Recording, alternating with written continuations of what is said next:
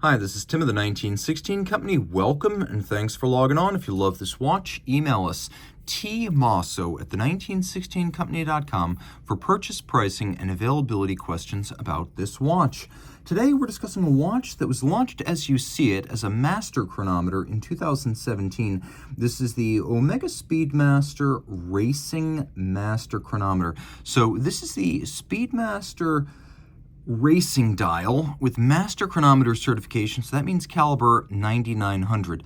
The Speedmaster Racing is an old dial motif that dates back to the late 60s, where you had this checkered pattern in two colors along the seconds track of the dial, a little bit like the checkered flag that you find at the conclusion of a motor race. So this is a motorsports-inspired chronograph, a bit larger than a moon watch in steel. It's 44.25 millimeters in diameter, 15.2 millimeters thick, 49.5 millimeters from lug to lug to put the 21 millimeter spacing between the lugs. We'll throw it on my wrist, which is 16 centimeters in circumference, and it's large. I'd say I could wear this, happily wear this, but I'd recommend it for a wrist my size or larger, so 16 centimeters circumference and up. It's pretty thick, and it does feature an outcropping about the underside of the bezel, so it probably won't fit underneath the tightest dress sleeves, but jacket cuffs should be okay.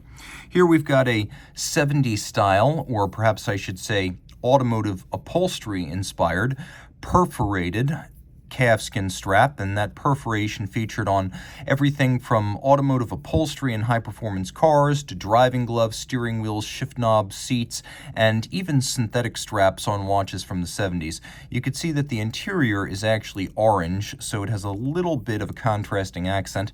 Matte finish black folded edge monotone stitch, calfskin on the bottom as well, brand new Omega factory strap.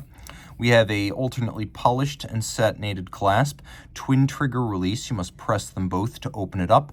And then we have a system by which the strap tucks in, buckles down, and then there's no need for strap minders as the strap is hidden underneath the body of the clasp and underneath the opposite side of the strap once it's buckled down and sized.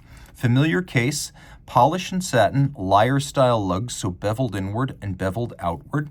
We have the asymmetric design, characteristic of the mid-60s onward Speedmaster professional cases, whereby we have a little bit of a shear guard for the pushers as well as the crown. You can see that there's a little bit of a fluting to the shafts of the chronograph pushers, or I should say the sleeves of the chronograph pushers, an interesting styling wrinkle. And then we've got a bezel that has a ceramic insert. We've got a dial with blackened hands and indices, which is a cool and unexpected aesthetic.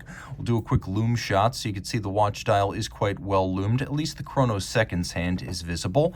Now there's a little bit of a downward step out board, and you can see that racing dial stagger of black and orange accents. We have a bubble-like cambered sapphire designed to look like a vintage plexi, and then we've got a 3-register chrono, seconds, hours, and minutes, but it's a 2-register dial. We have coaxial chrono hours and minutes over at 3 o'clock. Concentric patterns for these dished sub-registers. This is your running seconds right here. We have all applique indices, an upscale look that I appreciate, and then orange accents for the chrono hands. The watch does feature a vertical clutch, so the chronograph starts without any jump or stagger, and you can leave it running without hazard to the watch.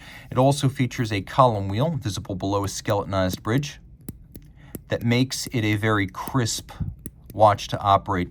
You can see 50-meter water resistance, push-down crown, and then on the reverse we have a bubble-like sapphire. This note liquid metal, that just refers to the metal that's embedded inside of the ceramic bezel. Those two things, metal and ceramic, will never come unbound. They're linked together permanently. That's what liquid metal means. Twin mainspring barrels, bidirectional winding, 60-hour power reserve. We've got a balance with a full bridge and a free-sprung index for shock resistance. We also have an anti-magnetic balance staff, silicone hairspring, and escapement, so this watch is effectively amagnetic.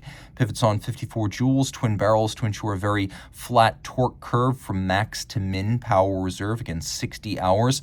Coaxial escapement with tangential friction rather than the sliding friction of a Swiss lever, improving power reserve chronometry while reducing maintenance requirements.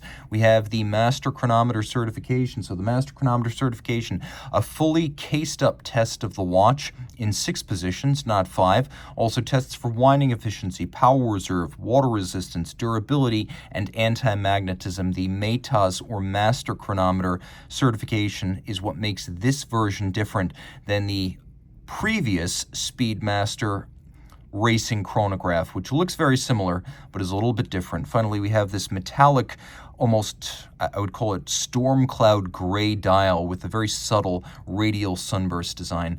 Reach out to Team Mosso at the 1916company.com for purchase and pricing details.